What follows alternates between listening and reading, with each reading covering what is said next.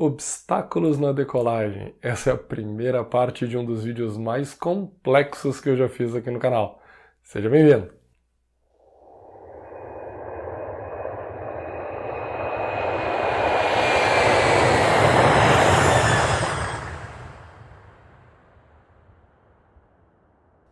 Olá pessoal, tudo bem com vocês? Bem-vindos de volta a mais um vídeo do canal Eco Performance, e esse vídeo nós vamos falar de um assunto bem complexo, que é obstáculos na decolagem.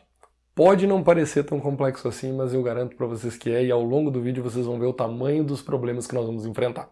Mas antes, deixa eu já pedir para vocês. Deixa o like que é de graça, não custa nada, se inscreve no canal se ainda não for inscrito e ativa o sininho para receber todas as notificações. Isso tudo já é um grande passo em ajudar o canal a crescer. Se você quiser colaborar um pouquinho mais, seja membro do canal. Por apenas R$ 7,99 por mês, você patrocina todos esses vídeos que eu tenho feito aqui. Meu muito obrigado a todos os membros. Dito isso, vamos ao que interessa. Bem, a regra é relativamente simples, mas aplicá-la é bem complicado. Eu vou mostrar o simples e o complicado para vocês no vídeo. Bem, vamos começar pelo simples. Todo obstáculo no segmento de decolagem ele deve ser superado em pelo menos 35 pés e mais um gradiente ou uma margem extra de segurança. Quanto é essa margem extra de segurança? Para bimotores, considera-se uma margem de 0,8%, trimotores 0,9%, quadrimotores 1%. Em todos os cenários, sempre é previsto que o motor crítico do avião falhou lá na VEF. Dito isso, vamos começar a complicar a situação agora para ver como a gente aplica esse cenário. Bom, a primeira coisa é a seguinte: quais são os obstáculos que eu preciso me preocupar?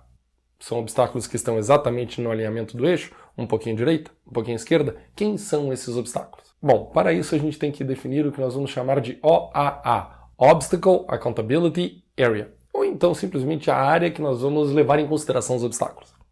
Existe um padrão da ICAO e existe um padrão da FAA, eu vou mostrar os dois. O padrão da ICAO diz o seguinte: 60 metros além da pista a gente começa essa medição.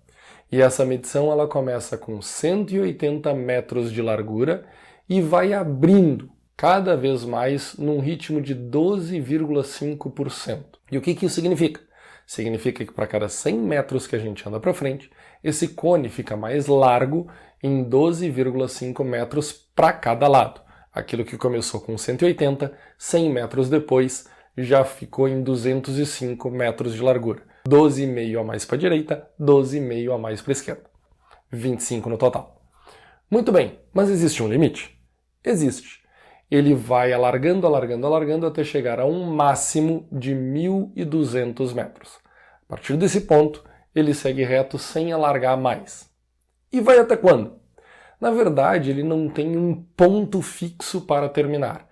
Essa análise ela deve terminar quando o avião tiver atingido 1.500 pés acima do terreno ou quando ele estiver livre de qualquer obstáculo significativo. O que ocorrer depois? Pause. Essa OAA ela tem vários senões aqui, várias coisas que podem mudar o formato dela. A começar pela largura de largada. Eu falei para vocês que ela tem 180 metros, 90 para cada lado do eixo. Pode ser menor, porque a regra diz que, na verdade, ela tem 60 metros para cada lado, mais a metade da envergadura do teu avião. Então, cada avião tem um ponto de largada, dependendo da sua envergadura. Um Boeing 737 tem um pouquinho menos do que 36 metros de envergadura. Vamos arredondar para 36. 60 mais 18 são 78. Então temos 78 metros para cada lado do eixo no caso de um estudo de um Boeing 737. Aeronaves que tenham envergadura maior, a soma 60 mais metade da envergadura, ela pode dar no máximo um valor de 90. Mas e Brenner? E se der mais? Se der mais, considera 90 metros, que é o valor máximo do ponto de largada. E que outro problema nós podemos ter? Bom, eu vou dar um outro problema que ainda é pequeno, aguardem que vem coisa bem mais complexa por aí. Mas se essa saída não for mantendo a reta de decolagem, mas for em curva, aí o mesmo processo segue, alargando 12,5% para cada lado, contudo, o limite da largura não será 1.200 metros. Esse cone a gente vai permitir que ele abra até um máximo de 1.800 metros de largura. E daí passa a ser um corredor que não abre mais, ele mantém essa largura de 1.800 metros. Então depende se a nossa decolagem é mantendo a proa ou se ela é em curva. E no caso da FAA, como é que funciona? No caso da FAA, a largura dessa OAA ela começa sendo medida em 400 pés logo depois da cabeceira. Mas é 400 pés por quanto tempo? Enquanto você estiver dentro do sítio aeroportuário. Pode ser os mesmos 60 metros, pode ser 200, 300, 400, dependendo de onde essa pista e o sítio aeroportuário se encontram. No momento que o sítio aeroportuário termina, ela abre para 600 pés de largura, 300 para cada lado do eixo. E quando é que ela passa efetivamente a abrir como um cone e deixar de ser um corredor? Se você olhar lá do começo, lá da cabeceira, começa a abrir duas linhas imaginárias, uma para cada lado, a uma razão de 6,25%, metade da razão imposta pela ICAO. Quando essa razão de abertura de 6,25% se torna superior àqueles 600 pés, 300 para cada lado, a partir desse ponto o cone começa a abrir. E vai abrir nessa razão, que é metade do padrão da ICAO, até quando? Até um limite de 4.000 pés, cerca de os mesmos 1.200 metros. E se for em curva? Tudo permanece igual, exceto que nós vamos abrir este cone para até 6.000 pés, 3 para cada lado do eixo, e que dá equivalente aos 1.800 metros. Então você vê que a largura máxima do padrão ICAO e a largura máxima do padrão FAA são iguais. Mas o padrão FAA ele tem dois corredores iniciais dentro do sítio aeroportuário e fora, e mais do que isso, ela aumenta numa razão que é a metade do padrão ICAO. Se a gente sobrepor duas áreas quaisquer, imaginando essas áreas calculadas para até 10 km de distância do aeroporto, você vai ver este resultado. O padrão ICAO ele envolve uma área em que obstáculos podem estar e que é muito mais abrangente do que o padrão FAA. Briner, mas e essa área que ela abre um pouquinho para cada lado? Ela está lá para garantir que quantidade de vento? Afinal, um vento de través joga o avião para um lado ou para o outro. Na verdade, essa área não está lá para isso. Essa área está lá para garantir que o piloto consiga ter alguma margem em função da sua própria pilotagem. Então, à medida que eu for voando, eu consigo, mesmo errando um pouco, mesmo perdendo um pouco de proa, que é algo que a perda de um dos motores vai provocar, eu consigo me manter dentro de um cone seguro. Então eu posso escorregar um pouquinho para um lado, escorregar um pouquinho para o outro e ainda assim eu tenho garantido que eu vou livrar todos os obstáculos dentro daquela região. Mas não está previsto nenhum tipo de vento. Até porque um vento relativamente fraco já te levaria para a borda desse limite, especialmente no caso da FAA, em que o limite, em que a área ela abre de forma muito mais suave do que no caso do padrão ICAO. Se a gente pegar, por exemplo, uma V2 de 160 nós, e vamos considerar aqui 160 nós de velocidade verdadeira, um vento de míseros 20 nós de través já te dá um deslocamento de 12,5% para o lado. Ou seja, para cada 100 metros que tu andar para frente, tu vai escorregar 12,5 metros para um dos dois lados. Então não tem nada a ver com proteção de vento esse cone, mas com proteção da perícia do piloto, para que o piloto tenha a chance de poder errar um pouquinho para a direita ou um pouquinho para a esquerda. Essa primeira parte do vídeo eu vou tentar manter menos complexa. Então, pelo menos por enquanto, vamos imaginar uma saída em frente em que os nossos obstáculos estão na nossa frente. Os obstáculos que vão ser analisados são quais? A carta que será gerada a partir da OAA, a Obstacle Accountability Area, é uma chamada Obstacle Airport Chart, OAC. E essa carta, ela identifica nela todos os obstáculos dentro desse cone que a gente pensou. Quais obstáculos precisam? Mesmo aqueles bem baixinhos? Não, na verdade não. Todos os obstáculos que superam um certo plano. Que plano é esse? A gente vai imaginar, no final da pista, um plano que sobe com uma razão de 1,2%. Ou seja, para cada 100 metros que a gente anda para frente, a gente imagina 1,2 metros de altura e tenta desenhar uma rampa. Qualquer obstáculo que supere essa rampa, esse sim será plotado na carta. Obstáculos que ficam abaixo dessa rampa são ignorados. Mas Brenner, e os obstáculos eles podem estar em qualquer ponto dentro desse cone, mais à direita, mais à esquerda, exatamente no centro? Como isso funciona? No passado, quando cálculos tinham que ser feitos de forma manual, era permitido, e ainda é na verdade, que todos os obstáculos, independente das suas posições, fossem considerados como sendo no eixo desta trajetória de decolagem. Mas isso é apenas uma opção. Podemos considerar o obstáculo na sua real posição. Mas qual é a vantagem ou desvantagem de considerar ele na sua real posição ou exatamente no eixo de decolagem? Se ele precisa ser considerado de qualquer forma? Bom, na verdade, quando a gente traz todos os obstáculos para o eixo, a nossa distância para esse obstáculo ela fica menor. Porque a gente está medindo a nossa distância em linha reta considerando a menor dos percursos. Pitágoras já mostrou que o cateto e a hipotenusa é a maior do que o cateto. Então se a gente voar em ângulo até esse obstáculo, a nossa distância para ele fica um pouquinho maior. E quando a gente afasta o obstáculo da gente, significa que a gente consegue mais tempo para superá-lo, ou maior distância para superá-lo, na verdade. E isso faz com que a gente consiga carregar um pouco mais de peso. Então, hoje em dia, como tudo é computadorizado, a grande vantagem é considerar, sim, os obstáculos cada um em suas reais posições, e o próprio computador faz um cálculo de distância para cada um desses obstáculos, mesmo que ele esteja levemente na nossa diagonal. Como era no passado a gente pegava e juntava todo mundo como se estivesse no próprio eixo, e a distância da gente até esse obstáculo ficava um pouquinho mais curta do que aquela voada na diagonal. Mas veja que em distâncias muito grandes, quando você está, por exemplo, um obstáculo medido a 7 km do aeroporto, não faz a menor diferença se ele está 500 metros para a direita ou 500 metros para a esquerda, isso não vai mudar nada de forma muito significativa na distância total entre nós e esse obstáculo. Agora, quando a gente está bem próximo ao aeroporto, quando o obstáculo está próximo ao aeroporto, aí sim, qualquer deslocamento para o lado faz uma diferença muito significativa na distância total entre o final da pista e esse obstáculo.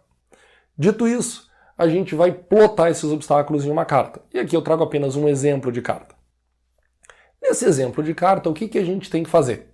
A gente tem que superar o obstáculo mais representativo em 35 pés, no que a gente vai chamar de trajetória líquida de subida. Net Flight Path. Agora tem um problema. Não imaginem que o obstáculo mais representativo é aquele mais alto. Não necessariamente. Um obstáculo muito alto e distante pode ter uma representatividade muito mais baixa do obstáculo próximo e nem tão alto. E isso basta ver tentando imaginar trajetórias, medindo uma rampa que o avião tem que cumprir entre o final da pista e o topo desse obstáculo mais 35 pés. Veja que quanto mais próximo o obstáculo, mais agressiva é a rampa que esse avião tem que cumprir, enquanto que o obstáculo mais longe, às vezes, é mais suave a trajetória que esse avião tem que cumprir. Então leia-se mais representativo aquele que precisa ou requer da aeronave um gradiente mais alto de subida. Dito isso, vamos agora ver a subida, como ela funciona. Para estudar a subida do nosso avião, a gente já viu que a gente vai ter que pegar o obstáculo, colocar 35 pés em cima dele, imaginar uma trajetória do fim da pista até esse ponto 35 pés acima do obstáculo e chamaremos isso de Net Flight Path. Bom, vamos imaginar um bimotor, que é a maioria dos aviões que estão voando por aí.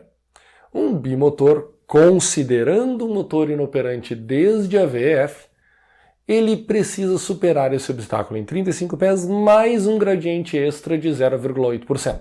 Então traçamos aqui uma nova trajetória, que a gente vai chamar de Gross Flight Path, ou trajetória bruta de subida. Essa é aquela que será realmente desempenhada pelo avião. A anterior é aquela calculada pelo engenheiro. O engenheiro calcula uma trajetória líquida e aplica esse cálculo a qualquer aeronave. Um bimotor, ele simplesmente diz que o avião tem que cumprir 0,8 a mais do que ele calculou. Um quadrimotor tem que cumprir simplesmente 1% a mais do que ele calculou. Mas o cálculo foi um só. Bom, aí nós temos a segunda parte do nosso problema. A primeira foi identificar o obstáculo. A segunda é entender como o avião vai superar isso. Porque, infelizmente, apesar do nosso desenho bem bonitinho, um tiro reto, partindo do final da pista até sobrevoar esse obstáculo em um determinado ponto, o avião não voa assim. Você deve lembrar lá do vídeo que eu falei sobre Improved Climb, que a capacidade de subida tem a ver com sobra de tração da nossa aeronave. E mesmo que a gente considere peso constante e arrasto constante, a tração não é constante. E a fórmula que vai nos dar o gradiente de subida é tração menos arrasto dividido pelo peso. Só que o que acontece com a tração à medida que a gente sobe? Toda vez que a gente sobe, ar, que é o insumo que o motor usa para produzir tração, fica mais rarefeito, ou seja, existe em menos quantidade. Como existe em menos quantidade, o motor acaba produzindo cada vez menos tração. Sendo assim, a nossa subida ela não é esse tiro reto, mas uma trajetória levemente parabólica. A gente começa a subir com um determinado gradiente e à medida que a gente sobe, esse gradiente fica cada vez menor, mesmo mantendo uma velocidade indicada constante, a tal da V2. Bem, mas se isso ocorre, como fica? A gente acaba furando os mínimos necessários para esse obstáculo? Não. Quando a gente faz o cálculo, ou melhor, quando o computador faz o cálculo, ele estabelece uma meta na qual ele tem que passar em um determinado distância do aeroporto. Por exemplo, eu tenho um determinado obstáculo que eu colocando mais 35 pés em cima dele e ajustando o gradiente para mais 0,8%, eu tenho que passar, digamos, a 5 km do aeroporto a pelo menos 490 pés de altura. Altura com relação ao nível da pista. A gente chama isso de AFE, Above Field Elevation. Bom, tudo que ele faz é estabelecer uma forma de cálculo considerando temperatura, vento, flap de decolagem, potência de decolagem, etc, etc, etc, para que mesmo perdendo um dos motores, ele consiga rodar em um determinado ponto e, ao passar naquele ponto sobre aquele obstáculo, esteja nesses 490 pés. Ou seja, esteja na altura mínima requerida pelo regulamento. Mas não é voando aquela trajetória calculada do Gross Flight Path que a gente vê em vários livros, inclusive no meu. É voando uma trajetória que vai cumprir com aquele requisito, mas que ela é levemente diferente, ela é levemente parabólica e ela não é conforme a maioria dos desenhos mostram. E quando finalmente os cálculos foram feitos e o computador identifica o peso máximo que ele consegue para passar por cima desses obstáculos, cumprindo o regulamento da forma mínima possível, o que nós temos aqui? Nós temos aquilo que nós identificamos como Maximum Obstacle Limited Weight, ou peso máximo de decolagem limitado em função de obstáculo. Bom, eu disse que os problemas estavam só começando e não vi tanto problema até agora, Brenner. Então vamos começar apresentando alguns. O primeiro problema diz respeito à confusão na lei brasileira. Por quê? Porque quem é responsável por desenvolver as Obstacle Airport Charts, as OACs, é o DCEA. Quem tiver curiosidade, basta entrar no site do DCEA, lá no AIS Web, e baixar cartas desse tipo para vários aeroportos no Brasil. Entretanto, o DCEA ele produz cartas seguindo o padrão da ICAO. 60 metros após a cabeceira, começa com uma largura de 180 metros e vai abrindo 12,5% até um limite estabelecido, que pode ser de 1.200 ou de 1.800 metros, dependendo se essa saída, ou se essa análise feita por eles é em curva ou em linha reta. Mas o que diz o RBAC 121? Bom, o RBAC 121 ele é uma cópia, pelo menos em grande parte, do FAR 121, da parte 121 do FAR. E se vocês forem ver nesse trecho de obstáculos, ele descreve a área de obstáculos que deve ser evitada pelos operadores em pés. 400 pés para cada lado dentro da Airport Boundary, 600 pés para cada lado, já além do sítio aeroportuário, abrindo num regime de 6,25% para cada lado. Então, se os operadores quiserem, o que eles podem fazer? Pega a informação dada pelo DCEA, aquela carta dada pelo DCEA, e recorta ela, já que ela é uma carta que está mais larga, pode recortar ela e pegar só o trecho indicado pela ANAC, dizendo que esse é o trecho que precisa ser observado. Afinal, aquela parte de fora não precisa. Isso poderia ser feito e aqui é uma confusão de legislação. Quem cria a carta cria no padrão ICAO, quem manda exercer alguma coisa diz para exercer dentro do padrão FAA. E falta um pouco de conversa. Se tiver alguém da ANAC e do DCEA ouvindo, de repente vocês podem bater um papo aí para ajustar essa informação dos dois. Mas não, isso daí ainda é um problema pequeno. Vamos falar de problemas maiores. O último problema que eu vou falar ainda nesse vídeo diz respeito ao seguinte. Brenner, imagina uma saída qualquer num determinado aeroporto em que essa saída diz lá na carta que eu preciso cumprir um gradiente mínimo de 8,4% até determinada altitude. Eu vou analisar o meu avião, e analisando o meu avião eu consulto algumas tabelas lá fornecidas pelo fabricante e eu vejo que no peso atual, no flap atual, temperatura atual e etc., eu consigo um gradiente de apenas 5%. O que eu devo fazer? Peço outra saída para o controle de tráfego aéreo? Não. Na verdade, aqui o DCEA não tem nada a ver com o teu problema. Porque o DCEA ele constrói as saídas dele, ele constrói as cartas de aproximação e etc., baseado numa regra também da ICAO, que é o DOC 8168. E o DOC 8168 deixa bem claro que lá todos os procedimentos são construídos pensando na aeronave em perfeito estado, no caso de um bimotor com seus dois motores operando. Então você só vai pedir outra saída ao controle de tráfego aéreo, ou pedir uma vetoração, ou pedir uma exceção qualquer, em caso de não conseguir cumprir aquela saída dada, em condição normal, bimotor. Se por um acaso um motor meu falhar, então o que eu faço? Isso é um problema teu. E não, eu não estou sendo grosseiro, isso está escrito na regra. É um problema do operador, quem tem que criar saídas especiais, arremetidas especiais que sejam, para garantir que o avião não bata em nenhum obstáculo em caso de emergência, em caso de uma falha de um dos motores, é o operador aéreo. Leia-se aqui as empresas aéreas, se vocês estão voando aviação comercial, leia-se aqui, o próprio piloto tem que providenciar isso no caso da aviação executiva. E aí, tá gostando até aqui? Por favor, deixa nos comentários, dá o like no vídeo, se inscreve no canal se ainda não for inscrito e ativa o sininho para receber as notificações. Por favor, se você está gostando desses vídeos, considere se tornar membro do canal. Ajuda demais a crescer aqui o canal, ajuda demais a divulgação, ajuda demais a que eu consiga produzir conteúdos. Mas vamos lá. Para os membros, haverá um conteúdo bem exclusivo sobre o que acontece com relação à construção desses procedimentos, que são procedimentos Engine Out Special Procedures, que alguns costumam chamar. E eu vou mostrar alguns dos problemas aqui que eu vou explicar em mais detalhes no vídeo exclusivo. Mas vamos falar, por exemplo, sobre curvas. Quando a gente faz uma curva, você deve lembrar que o avião, ao inclinar as asas, ele começa a distribuir sustentação. Essa sustentação, parte dela é jogada para o lado da curva e a outra parte para realmente sustentar o avião no ar. E quando ele inclina as asas, o que acontece com a sua razão de subida? Diminui. O que acontece com o gradiente de subida que ele estava conseguindo? Diminui. Então toda vez que a gente tem uma saída em curva, nós temos aqui sim um problema. E o problema da curva é só um dos problemas que eu vou endereçar no próximo vídeo, na segunda parte do vídeo sobre obstáculos. Por favor, deixa lá o like, comentários e aproveita para me seguir nas minhas redes sociais. Um abraço para vocês e até a próxima!